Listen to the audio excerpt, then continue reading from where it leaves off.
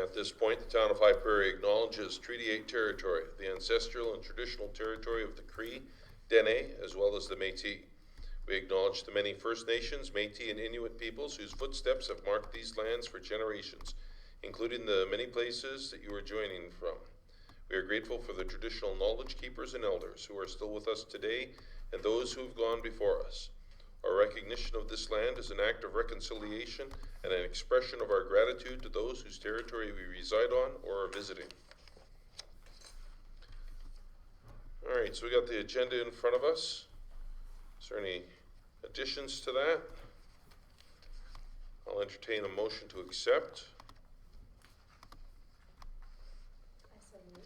Thank you, Sasha. Discussion on that. All those in favor? Carried. Okay, so our scheduled delegations, Bruce isn't coming, I guess, but if the RCMP show up at 6:30, which is possible, I think we can, as long as everybody's okay with that, we'll deal with them when they come in. And at this point, I'll invite Fire Chief Trevor Cizerowski to come up. You're the next contestant, sir. This is great. 2-2. 2.2. Oh, I'm sorry. Public delegations. Sorry, Chris. No, thank you. Yes. All right then. Just wanted to make a point.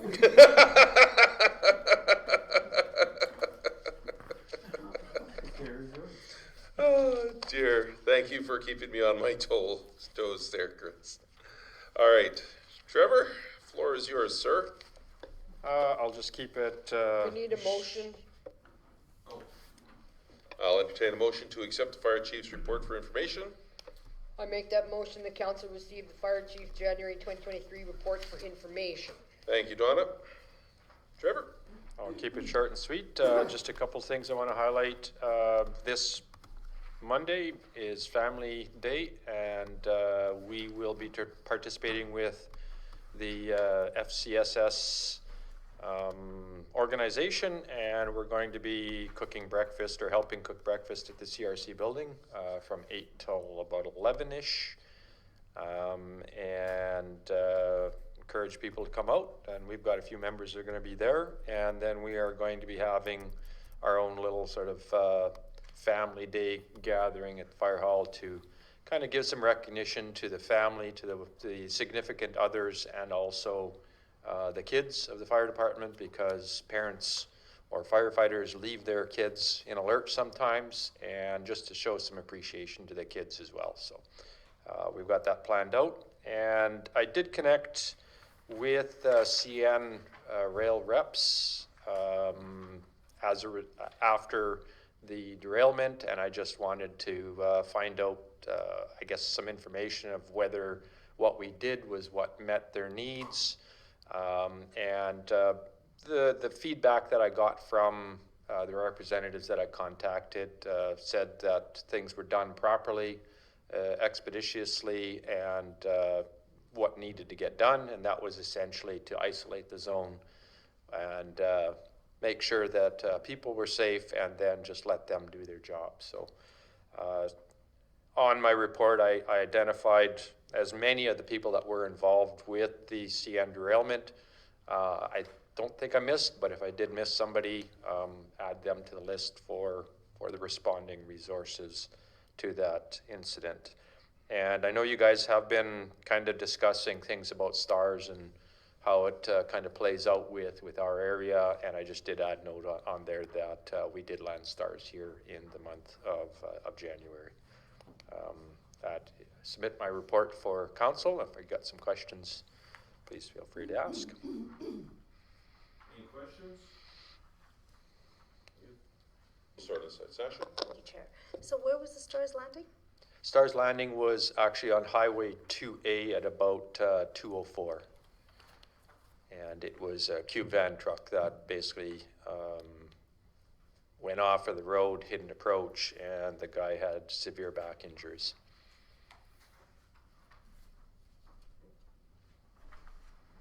Donna, did you have anything?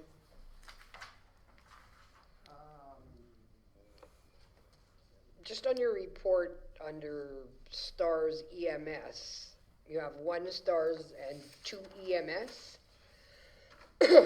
Was that a assist or was that a transport to the hospital? Those are assists, Okay, yeah. okay, So what I'm trying to do is I'm trying to track it so that you guys can see, you know, the stars and the EMS stuff.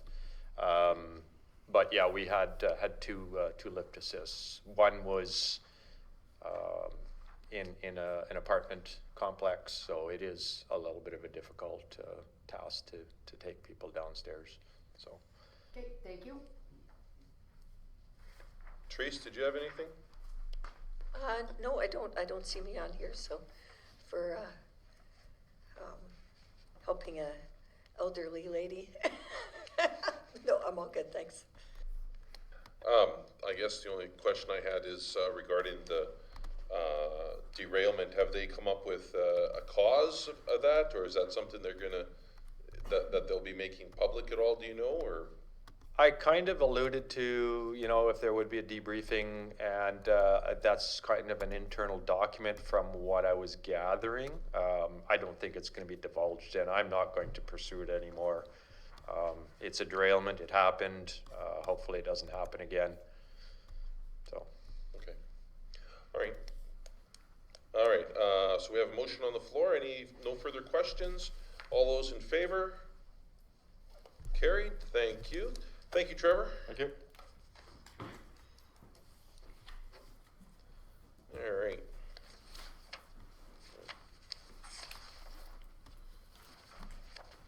Regular meeting of council.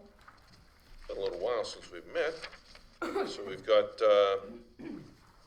minutes for January 24th. Is there any, well, I guess first we need a motion to accept them. Therese, thank you. Is there any errors, omissions on here that anybody took note of? No? All right. All those in favor of accepting the January 24th minutes? What's that?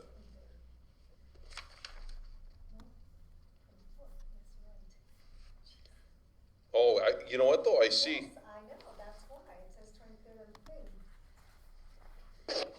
What was the date? It was the 24th. 24th? Okay. And, that's just the recommended action should be January 24th, 2023. Okay. All right. All those in favor? Carried. Thank you.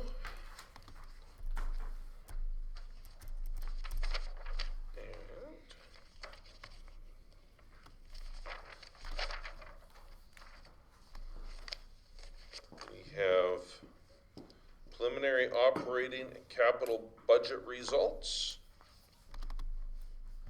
I will, let's see, we'll get the motion on the floor and then we'll talk about it. So let me get to the back of this.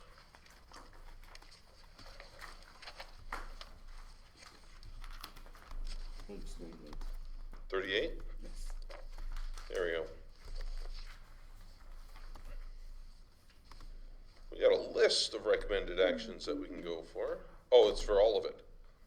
Okay, so, motion that council approved to write off as bad debt the tax rolls as per appendix D in the amount of $66,548. Council approved to increase the allowance for doubtful accounts for an additional $70,000. Council approved the transfer to unrestricted reserves as followed. Carry forward from 2023 operating budget for 2022 projects not completed in the amount of $25,800 and $60,000 for new initiatives. Capital funding received in a sum of $250,000 from Big Lakes County to $360,426 of the 2022 budgeted surplus, an additional $300,000 and any additional 2022 operating surplus.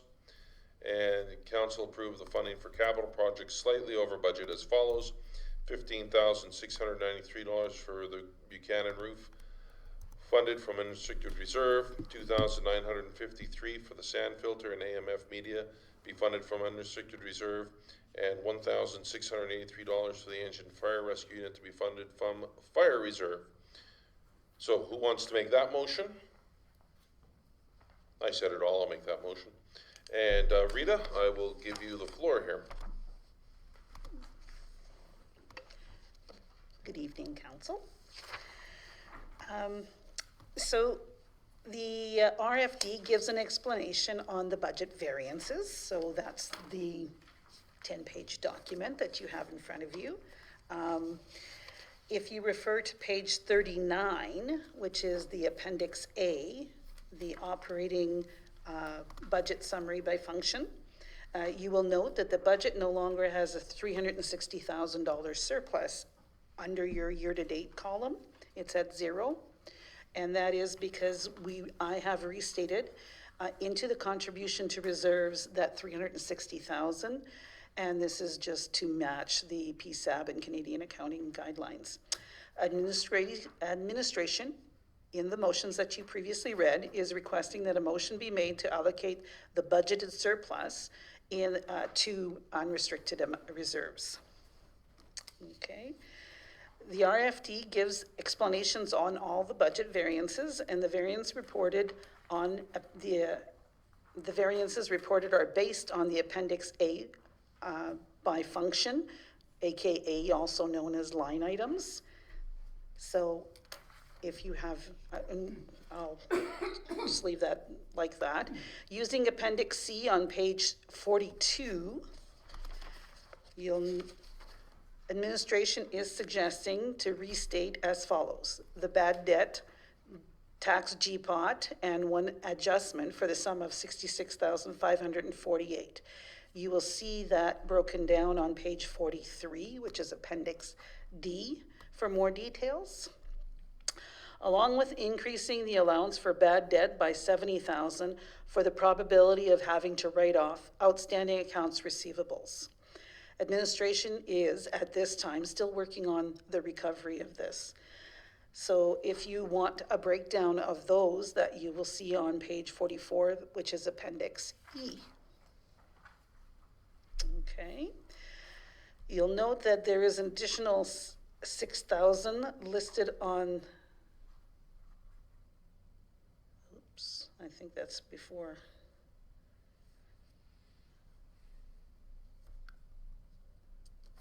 Sorry. The funding for carry forwards is in the amount of $25,800, and that you will see on Appendix F, which is page 45. It's broken down by the different projects. And then there's also the new initiatives in the amount of $60,000. In that one, there is an additional in the carry forwards, there's an additional $6,000. And this is added since we did our budget discussions. However, it is a project that began in 2022, the Raw Water Dam Safety Review. And if you wish to look on Appendix G, which is page 46, if you look at the operating projects, item number 2, and if you go all the way to the comments, you'll notice that to date, the project has spent $51,873,000, and our original budget was $67,000. So we're not quite where we haven't spent the whole budget, and we need an additional $6,000 to be carried forward. That'll be added to the budget items in the next report. We also received from Big Lakes County recently the 2022 capital funding in the amount of $250,000. Administration is recommending that this be transferred to unrestricted reserve, and that a further $300,000 be transferred, leaving a preliminary surplus of $272,000. I will draw your attention to page 47, which also gives you the reserve continuity.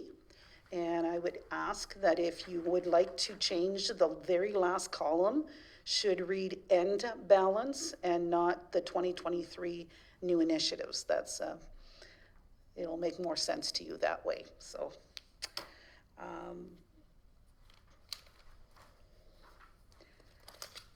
are there any questions?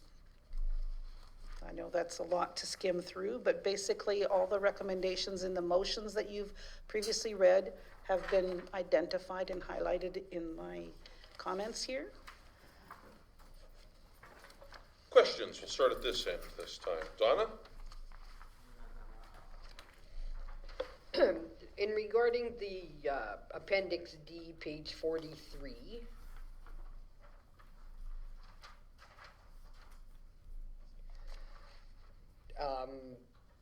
basically this is, now is this, it says grants in place of taxes, the GPOT, is this government? This is all government stuff that we're, Losing. really? Okay, that answers my question there. So just to elaborate on that, in the RFD, it does refer to it, and it states that in about 2020, I think GPOT went down to 75%, and then in 2021, we went to 50% of the levy the government pays in grants in lieu of property taxes. So, yes, another downloading from the provincial government.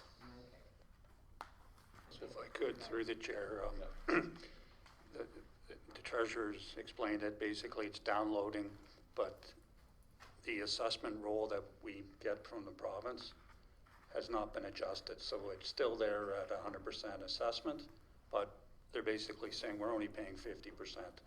So in future years, I discussed with the treasurer, it will have to be written off every year. So in future years' budgets, it will be just budgeted for as a write-off in the budget, because they're not paying.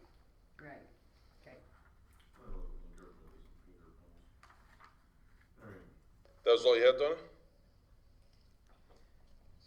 And so this, the penalty adjustment, is that still the GPOT on page 43, or is that residential? So perhaps I can just give council an overview. This was discussed at a prior in-camera meeting. It deals with the individual ratepayer. Okay, that's what I just wanted to confirm that, Right. okay. So the ratepayer, just for everyone's information, did pay 100% of the service fee. Yeah, And this relates to some penalties due to ongoing dialogue at administrative level. Yep. So we're recommending that, since the bill has been paid in full, that the penalties be written off. okay, perfect, thank you. Therese? I'm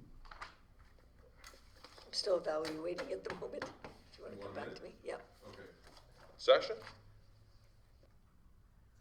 I just wanted to know what has been done or what can be done to collect bad debt. In regards to the accounts receivable, so phone calls have been made. We will be looking at a collection agency for some of them, but that's where we're at right now. So, Could I just expand on that a bit through the chair? Specifically those that are on page 44, which is, again, a lot of doubtful accounts. A lot of that relates to motor vehicle accidents, and the current chief has changed their practice, and we're reinforcing the practice. You can see some of these go back to 2015, 2013, that's multi-years. In the past, we weren't necessarily proficient in making sure that we had adequate insurance information. So staff might have got the driver's license and that information, but people move out of province and the like. So we've changed some of our administrative practices to make sure we get the insurance information that will allow us to bill the insurer if the individual doesn't pay. So again, so we're being more proactive there, obviously being more proactive with reminder letters, and the last case will be, getting a third-party collection agency involved. Obviously, if you let these things lag for 5 to 10 years, the probability of collection goes down significantly.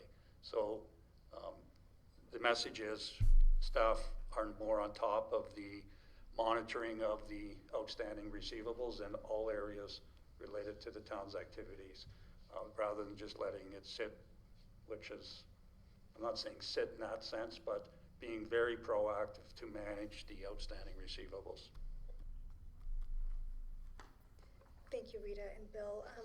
So the slightly over budget items for the roof and the sand filter, is that because of scope of work increasing, or this just in time and our parts have gone up, or what do you think? Combination of all. Again, in some cases, you know, I'll use the last council meeting where we awarded the contract for the 136,000. It just escapes me what it was for. You know, that's the contractor's piece. There'll also be engineering components, and there'll be a total project budget. So, you know, we're encouraging staff to be more inclusive of the totality of the budget. So, you know, hiring, and council may have been told in the past that, oh yeah, we got a quote, it's 11,000. Well, that may not included other items outside of the parts. You know, there may be on-site stuff required, there may be additional supplementary cost. So it's those things. The scope in terms of the totality of the total project, you know, most of these variances are like under 5% of the total project budget. So that's the issue. If it was significant variance, obviously we would have been more proactive in reporting to council.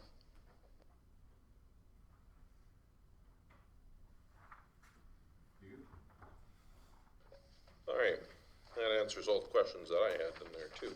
Good job, team. So we have a motion on the floor. Any further discussion? All those in favor?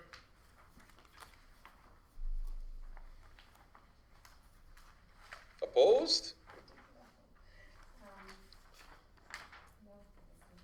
Okay, carried. Thank you. So that brings us to the 2023 operating and capital budget adoption.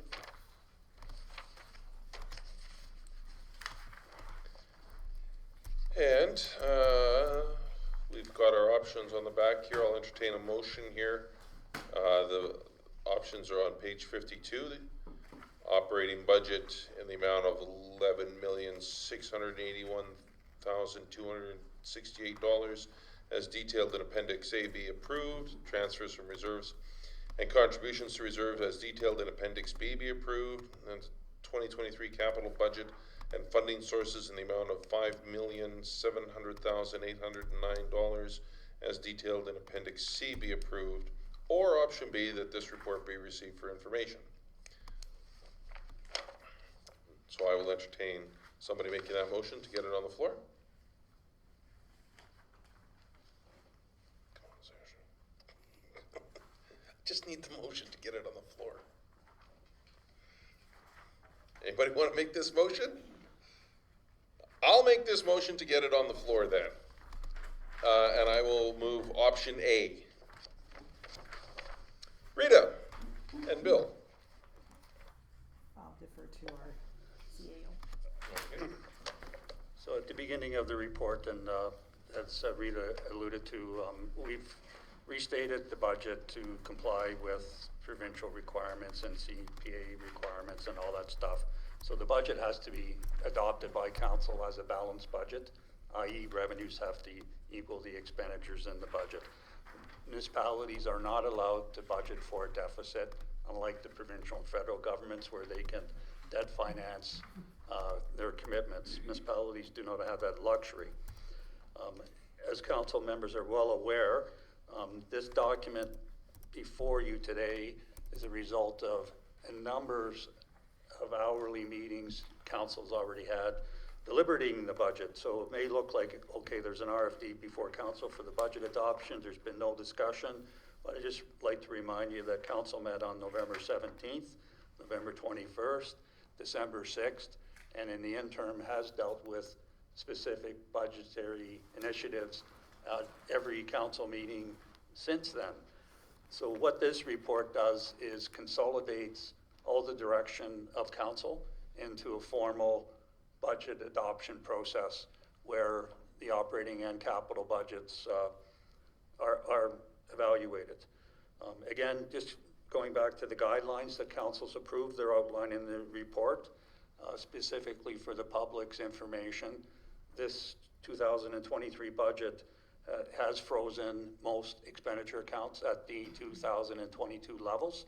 So there has been no across-the-board increases for inflation, for operating pressures, for service level adjustments at all. So everything has basically been presented by council, unless administration has been able to demonstrate cost pressures. There are no across-the-board increases in the expenditure levels. And if you look at Appendix A, for instance, you'll see that some of the classifications in the overall budget are actually below the 2022 approval levels. Again, some are up, and some of them that are up are good news story, because they're enhancements in revenues and the like that aren't tax specific. But again, council will always have budgetary pressures. On page 50, there's a little table that outlines, and this was presented during the budget deliberations, that outlines some of the pressures the town was experiencing in the operating and capital programs from 2020. You'll see a significant number of those pressures relate to provincial downloading. For instance, provincial policing in 220, this is funding requirements of for the RCMP. The province in its wisdom said every municipality will have to start paying now. So in 220, it cost the town a contribution of $36,000 for policing services.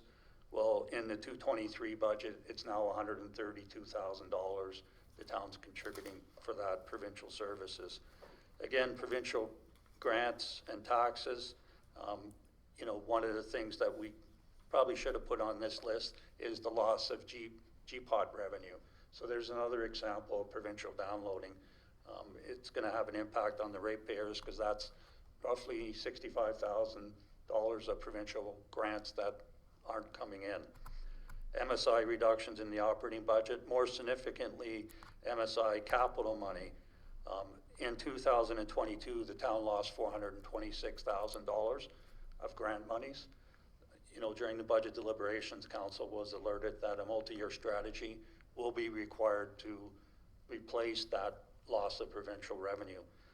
There are no additional contributions in the 223 budget, given the pressures. But again, the big pressures in this year's budget were issues that the households are facing: increase in fuel prices, energy prices, chemicals, whether it's COVID-related supply chain issues, general market conditions. Those were cost increases that are mandatory for our program deliveries. The good news story is investment earnings. They're increasing significantly due to two factors. One, general increase in interest rates, and a more proactive management of our investment portfolio. So again, this report basically summarizes and encapsulates your 3 days of solid budget deliberations and consolidates it all. Some of the key investments that I think the public should be aware of are potential improvements to lift station number 3. Again, that's conditional on some provincial money. Road improvements on 52 Avenue, Moose Two's parking lot being paved, fleet replacements. Again, if we don't have fire trucks that are operational, we don't have vehicles that are operational, services will be declining. So those are, even though they may seem like, oh, they're getting new pickups, again, it's to provide services. It's not to ride around town in per se. Again, ice pad replacement, big ticket item, $1.2 million. At the end of it, council did its best to restrict the level of taxation increases. I was curious, because I'm new to the town, and I'm saying, well, how has council done over the last 5 years? And in the last 5 years, the total tax rate in the last 5 years has been well below the rate of inflation, significantly below the rate of inflation. So the overall tax rate increases for the typical residential home from 218 to 222 has been 4.5%. That's not per year, that's over the 5 years. So council has adopted budgets that have seen less than a 1% increase in taxation for the pretty extensive level of services the town's providing. That being said, that 1% wasn't manageable this year because of numerous items that council dealt with during the budget deliberations. So there is a 3% increase in the tax rate that would be required to balance the budget. On a typical household, that's a household assessed at $200,000. That represents roughly a $61.50 increase, a bit over $1 a week, $1.25 a week, thereabouts. But again, it maintains the existing service levels. It provides money to further investments in the infrastructure. There's significant capital dollars being spent this year, to the tune of over $5 million on capital reinvestment into the community. This level of tax is, in my opinion, reasonable for the overall level of service is being provided. I just like to remind council, during the budget deliberations, there was a slide comparing the town to roughly 10 neighboring municipalities. And the overall tax burden of the town is very competitive to like communities. So it's not, it's hard to, get that message to the ratepayers. But again, we've put those budget materials on our website and encourage the ratepayers to go through that materials and get more engaged in the budget process if they wish. But that basically concludes the report. Now that's the report as it stands. Just like to brief council on one potential budget amendment that administration is recommending. As everyone's aware, we've had some issues in the pool over the last couple weeks. There was 2 emergency repairs that were done. One relates to the boiler in terms of the heat exchanger in the boiler. Those repairs have been undertaken and the facility is back up and running. In addition, another heat exchanger dealing with general heat in the pool also needed emergency repairs. Those 2 emergency repairs are approximately $37,000. They have not been provided for in the budget. Administration is seeking that the budget before you be amended by the $37,000 and it be funded from 50% from county contributions and 50% from taxation, and an increase in the purchase of service for the $37,000. Administration is not recommending that the tax rate be amended. So administration is recommending the tax rate target of 3% be maintained, and we're very hopeful that when the assessment roll comes in, the additional assessment monies will be significant, good enough to offset the additional $18,000, $18,500 that's required from the town. So hopefully that's clear. So again, we haven't got our assessment roll, and the setting of the tax rate is a different process than setting the budget. Once the budget is set, we get the assessment roll in, and that determines the tax rate. So right now it's targeted at 3%. Basically what I'm saying is there will be growth in the assessment roll due to new businesses opening within the town, and that should provide enough additional incremental tax revenue to offset these emergency expenditures. So if council wishes to do that, all I'm alerting council is this money is not in the budget. So if it's not approved as such, you will potentially see a variance in the budget if these expenditures cannot be managed during the balance of fiscal 223. Again, I'd prefer to have that motion by council. It provides more leverage for us to recover the money from the county, and it reflects what I'm supposed to be doing in this chair to alert council.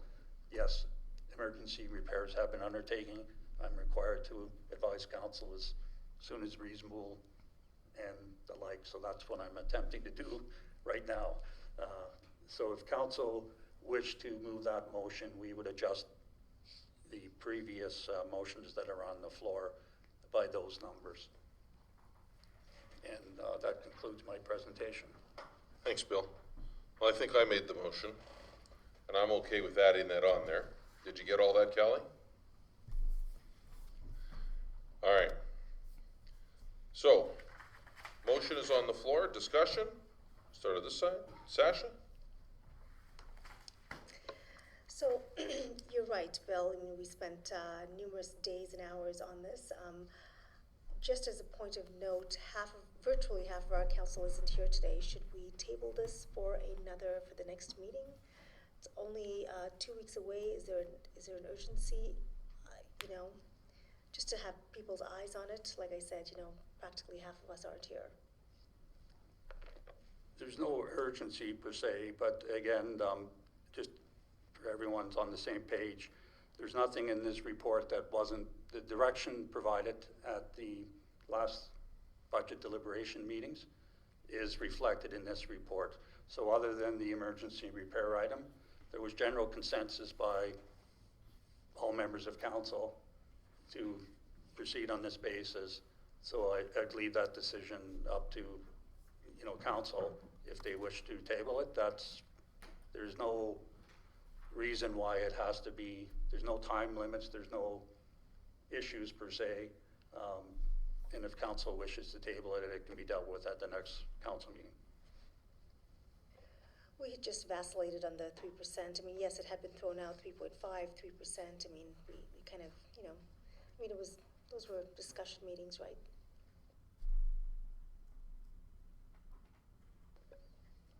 Therese, anything to add to that?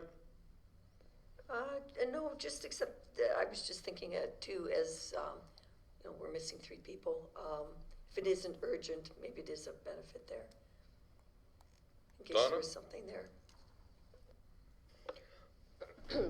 Well, I understand where Councillor Martins is coming from, but as CAO has said, these were all basically approved in all of our budget meetings, with the exception of the 37,000 that we, due to the emergencies at the pool. So, I mean, we've had the discussions about these, and they were prior approval, so I don't see why we can't approve this now.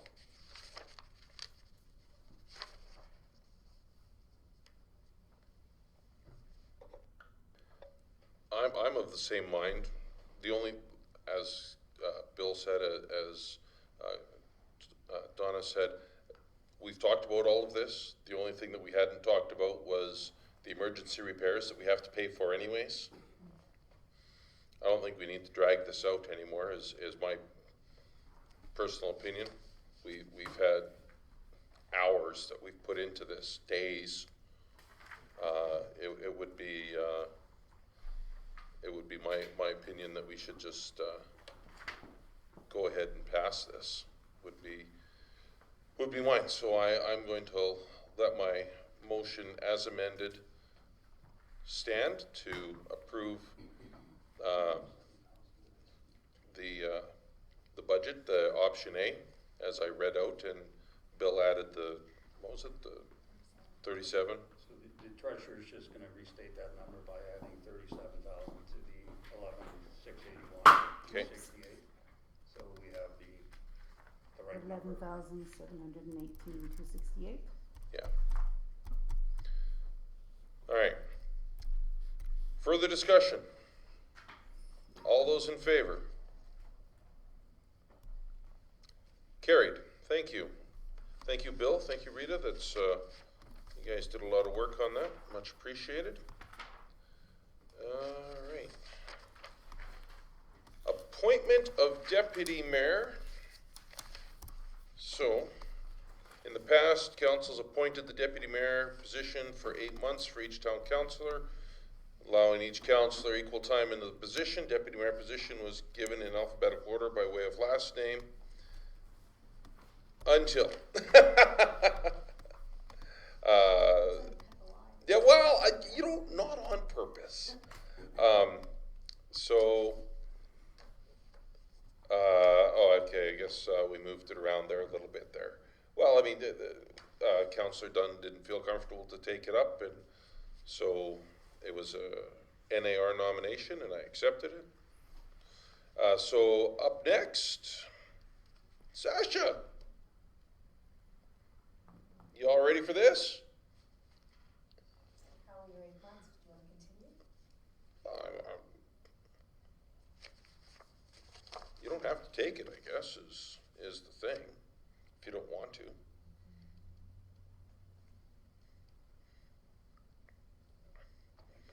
I don't know. Yeah, of course, contribute, weigh in. Give me some money here. Absolutely. Yes, Bill. No, oh, you're good. So you're just pulling my leg. All right, so Sasha, are you saying that at this time you don't want to take on the deputy mayor? Is that I'm considering it. okay? Anyone else? Well, I mean, if I guess next in line, if you wanted to put it off for 8 months, we could put Therese into the position if she's up for it. The other thing as well on this is that we have one more meeting this month. So this is something that we could defer to the next meeting. If you want to do it that way, and then that will allow you the time to make the decision if you want to take on the deputy mayor. Actually, I noticed the dates are, it's not effective until the next meeting anyway, right? Yeah, it's just housekeeping, right? You want to do it that way? Yeah? Okay. Let's take one. Okay, so we'll push this item to the next meeting. Is there a proper way to do that? By motion or just, That's just fine, like okay. if it's tabled, then we just bring it forward. Okay, so we'll table that until the next meeting.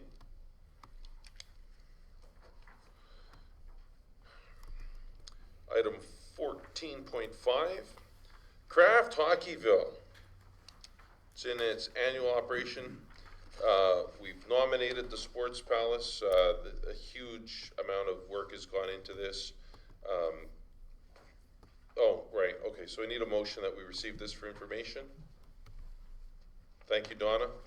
I want to talk on this a little bit though, because I want people to understand the importance of this. This is $250,000 that can go towards improving in the Sports Palace.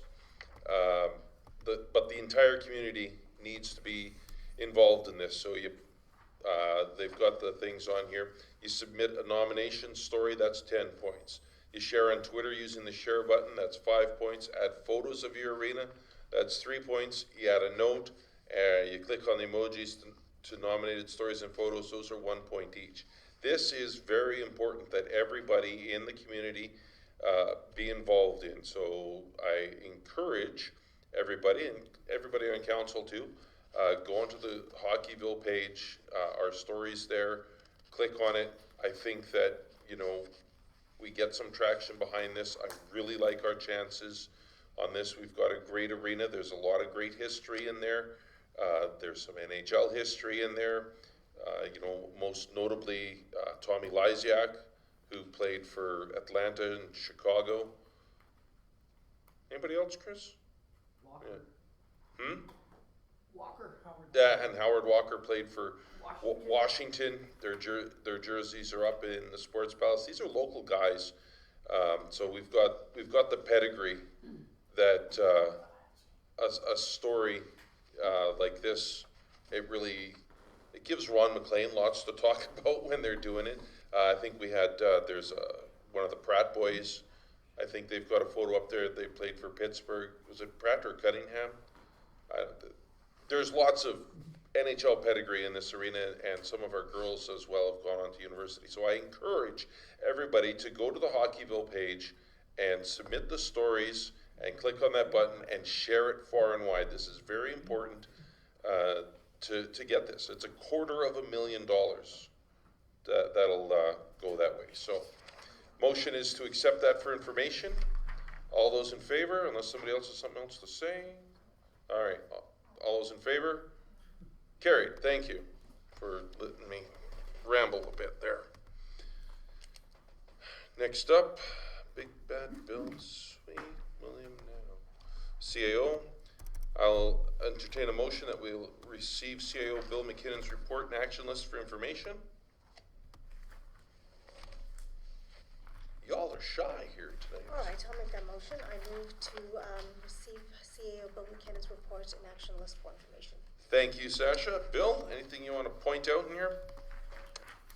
No, there's it's short and sweet. There's some significant items that are being dealt with through administration, updating of the ICF, joint use agreements with the school boards, discussions with Canadian Fiber regarding to the existing letter of intent and the go forward related to it. So there, it seems like a few items, but there's significant work and dialogue happening with numerous external parties on these issues. Questions? Where did I start last time? You're reaching right away. We'll go with you, Sasha. Thank you, Chair. Bill, just because the ICF participants, Mayor Stenhouse, Dunn aren't here, do you mind talking about, it would have been in the Mayor's report, but he's not here, so do you want to? I can do that. It would have to be dealt in the camera because the terms of reference for that committee is all communications are to be dealt with on a confidential basis until councils have dealt with potential amendments to the agreements. So I'd be pleased to brief council if they wish in camera on the activities and items up for discussion. Outside of the terms of reference, anything that would have made a report, like, any highlights, or is all of that in camera? Nothing you can share? No, there are, again, a council needs to be briefed, but it. As you're alluding to, there is definitely some interest. Again, through the chair, there is some developments happening, and some of them are positive, of course.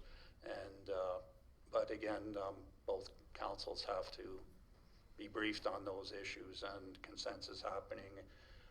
The next meeting of the committee is scheduled, I can't remember the exact date, but it's roughly the third week of March.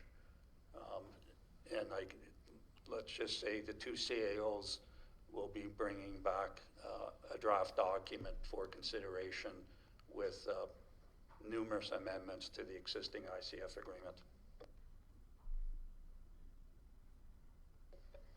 Okay, that's everything. Okay. Donna, any questions for Bill?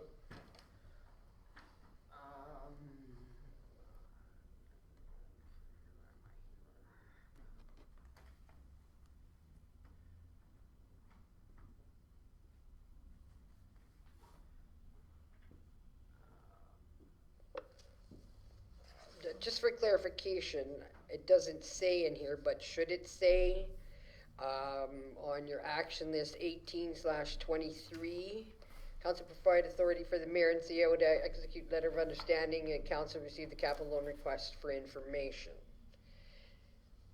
That we know that that's specific to Heart River Housing, but it's not stated as such in that motion. I don't know if it needs to be. Definitely through the chair, we can amend the action list for historical documents to make sure it's clear that motion 1823 is specifically related to Heart River Housing Authority, yes. Perfect. Okay, thank you. Therese, did you have anything? No, I don't. Just a question. Maybe I don't think you touched on it there, but so with Canadian Fiber, they. I know you were saying that discussions are on the letter of intent. Did they give any indication of where they're at right now, or how things are going, or no concerns? I guess mostly. Again, from the administration is having discussions with the senior leadership of Canadian Fiber and I'd be pleased to provide updates of those discussions in camera. Okay, sounds good, thank you. The only question I have is, how's our telecommunications policy with MMSA coming? Number 1 on the list there.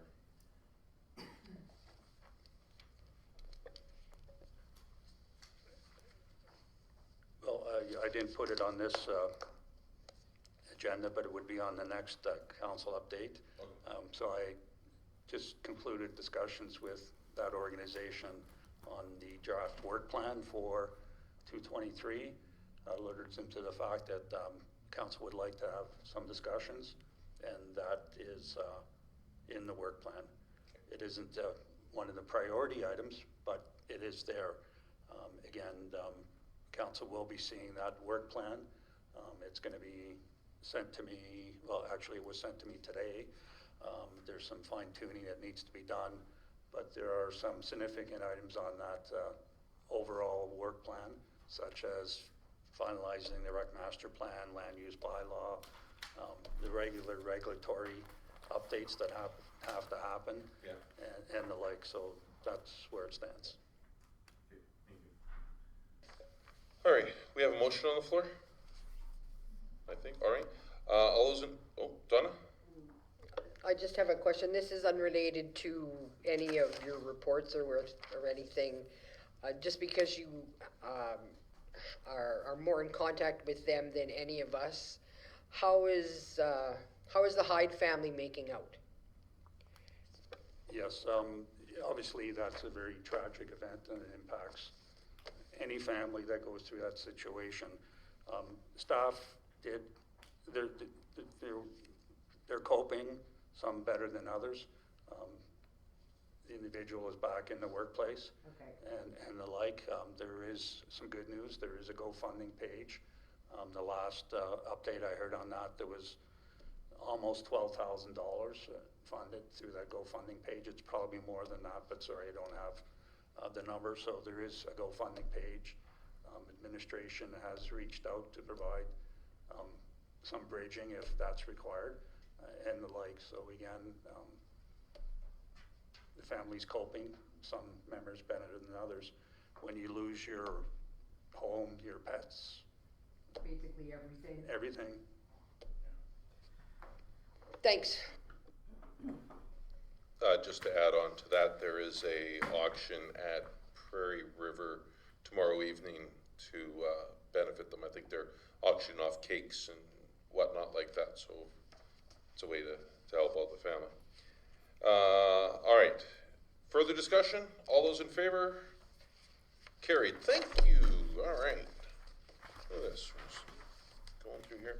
Council correspondence information is presented to council for information. Council may discuss if they want to make motions for any items. So we've got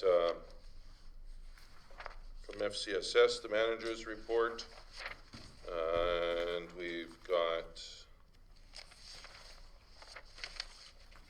oops, hang on, that one page?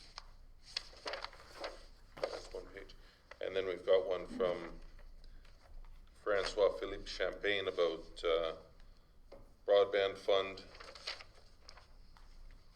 I think, we better deal with the Marigold one separate there, I think. If I could just reference the letter from the minister. Yes. The minister does state that funding announcements were made last September, and it goes on to say, but you'll find out in the upcoming months. So again, the town of High Prairie has been indicated that funding allocations have been made. The details are yet to be seen. So, you know, that's an important point. The check is in the mail, so to speak. Did anybody have any questions? Let's deal with these one at a time, I think, here. So the FCSS manager's report, I'll make the motion that we receive for information. Any discussion on that? All those in favor? Carried. Minister's Champagne's letter, move that we receive that for information. Any questions on that? All in favor? Carried, thank you. Marigold Enterprises Rehabilitation Services. I think if everybody's read it here, they want to build an outdoor rink next to their building where the turbo used to be.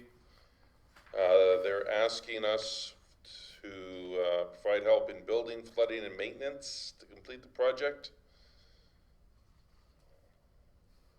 Do we know if they've reached out to that other group that was building? If I could, through the chair, I know that they have reached out to the school boards, and potentially they have had discussions with the school boards to date. If they haven't had discussions with the county, that's about to happen, and they're having obviously a request into the town. If council's interested in moving this forward or exploring it any further, I would suggest you ask administration to consult with the group and report back on options that the council could consider. But dealing with it as a one-off could be problematic.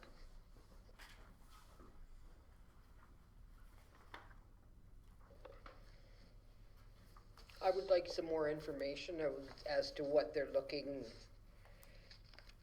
from the town, like what are they asking for?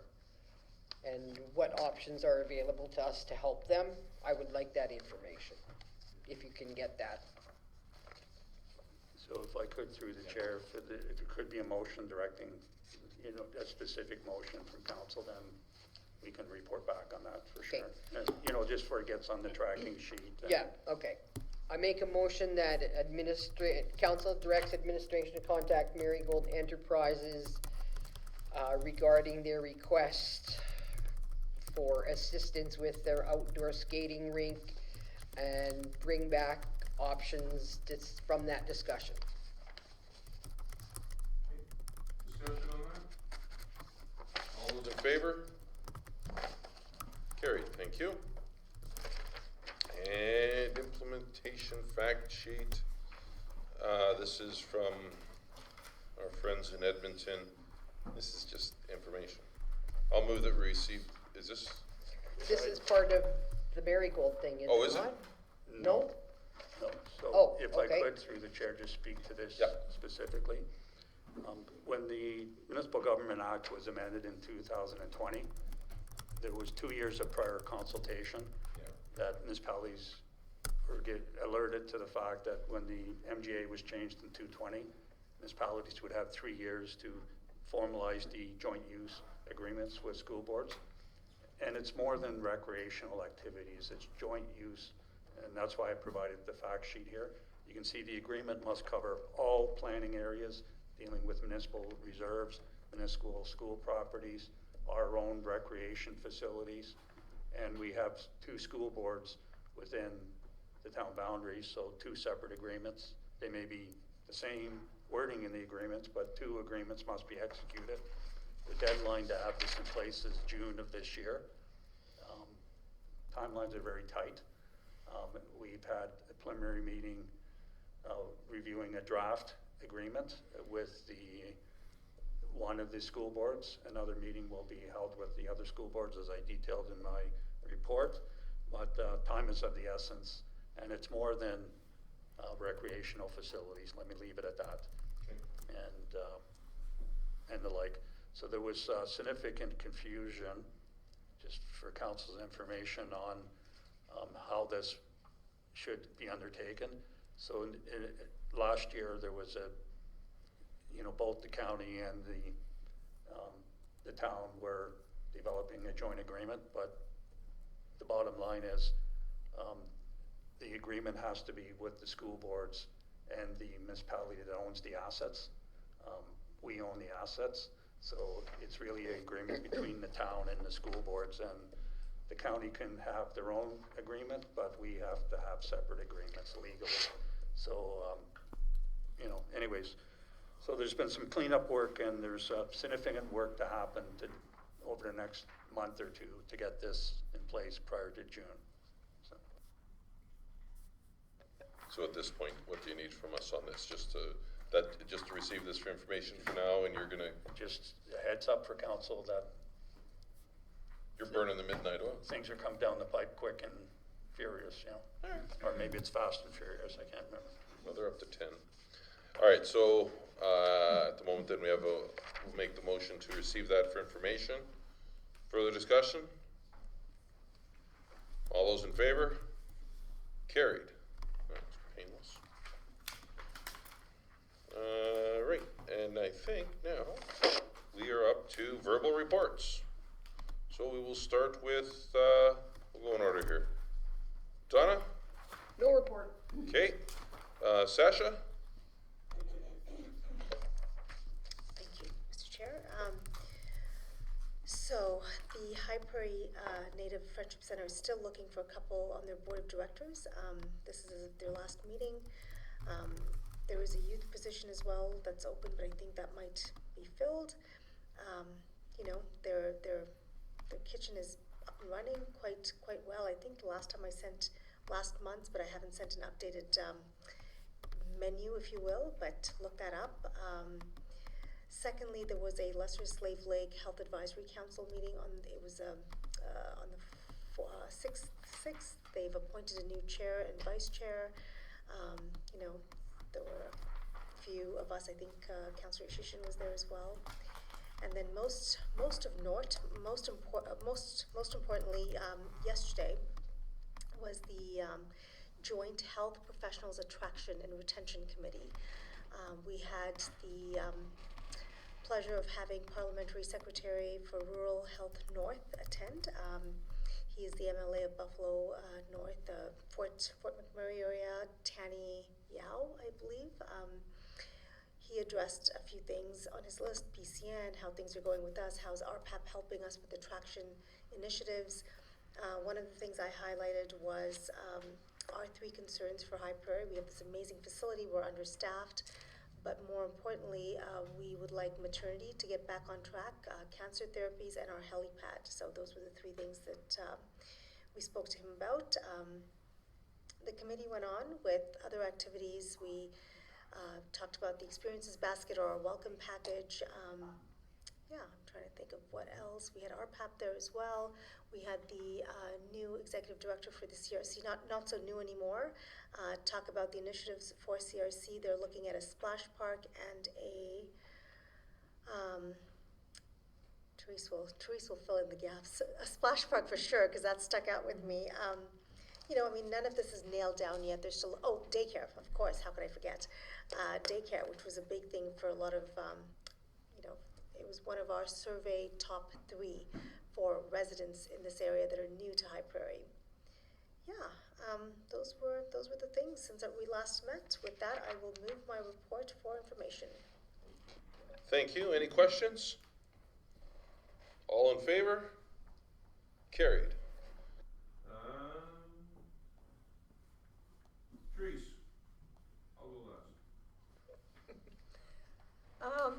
So I attended the FCSS, I had a committee meeting on, that was on February 6th. The report is in all your information, so I won't really go over it in too much or any detail really.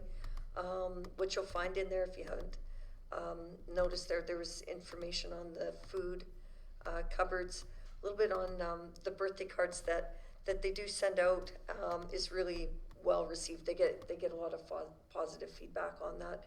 So that's definitely something that's very successful there.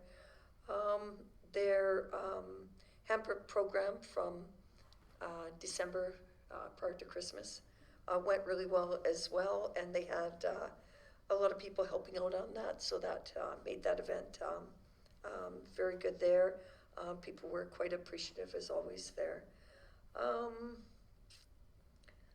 There's the volunteer recognition for FCSS that's coming up, the appreciation. There was a little bit of talk on that, or communication on that. And I think they were going to be asking, I want to ask the mayor and the Reeve to speak possibly on that. And the idea behind that is that, you know, it's really a community focus, and we thought it was very important that, that come from the leaders of, the county and the town. And not a long-winded, speech by any means, but, a recognition as such, so, we'll see if that comes out there. One of the other, items to just draw attention to was, the fact that, the bus, is being used actually quite extensively. They pointed out that in 2021, in High Prairie itself was 337 riders. In 2022, it was up to 472. So there was kind of the discussion a little bit. It's not so much the out of town; it's really being utilized within the town itself. So that was just something to make a note, and it seems to be going up the past 2 to 3 years. So let's see if I had anything else with that one here. No, I guess not. Or that's all I have for that.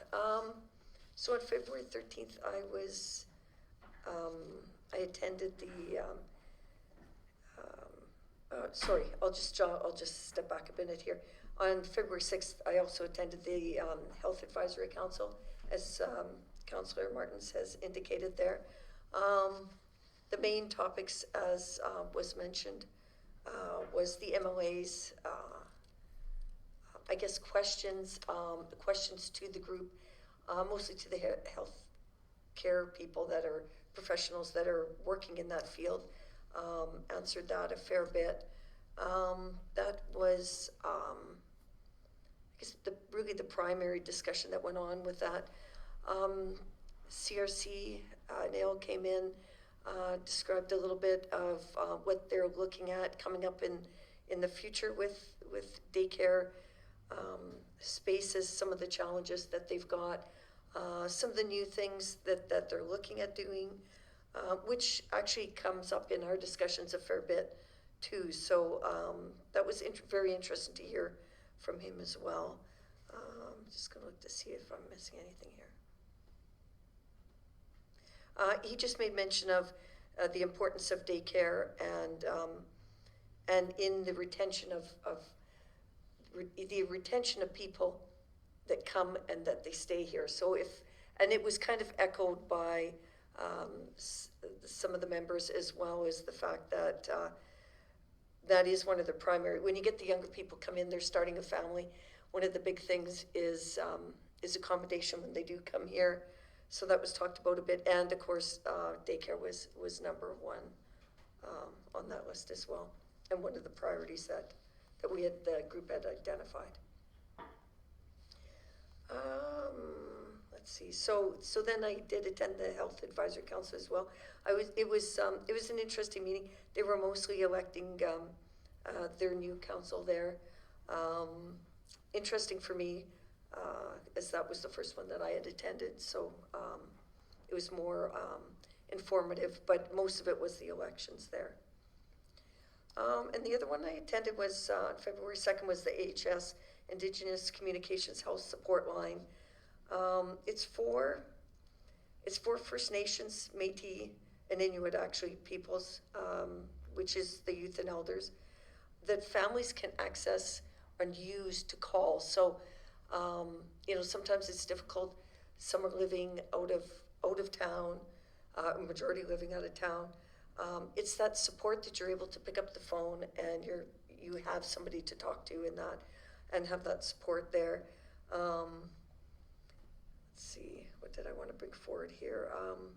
So they answer and assist all callers to support them online, but also live. So you get a person and they're not, sitting and they've got concerns about something and they have no way to access.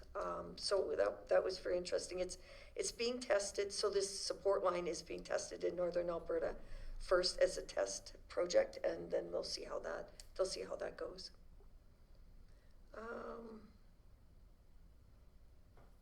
And so in turn, with that line, they'll give, limited, but they will give you know, healthcare advice. And one of the main things is listening to people as well, and listening when they have those immediate concerns.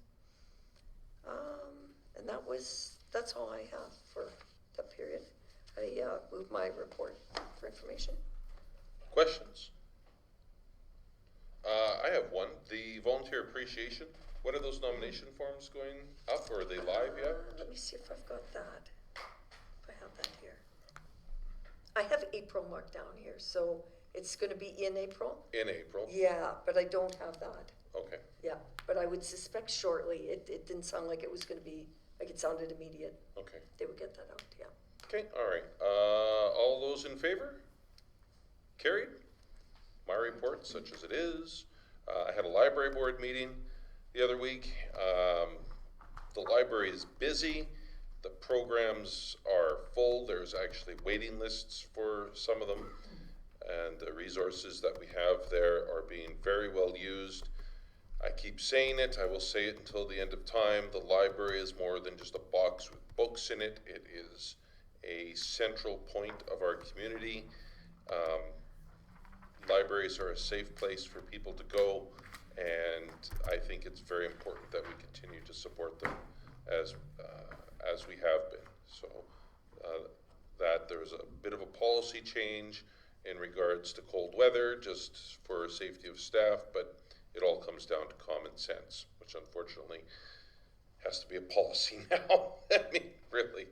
The only other thing really was Bryce and Haley from the Fiber Optics came to the last Red Wings game. They had a presence there, interviewed Bryce in between periods. A lot of fun. They had a lot of fun, and they are excited to be here, and they, as everybody can see, are very quickly getting things put into the ground. Unfortunately, my house isn't first.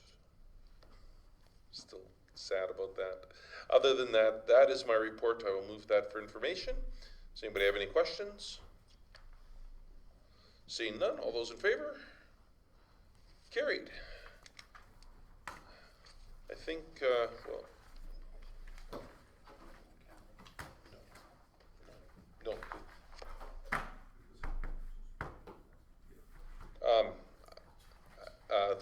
That's the agenda. I think what I'll do is the RCMP didn't show up, we'll extend an invitation to them to come to our next meeting, if they so please, and if not, then we'll just get that information again and put it into the record officially. And that. So that's it. Meeting adjourned at 19:16.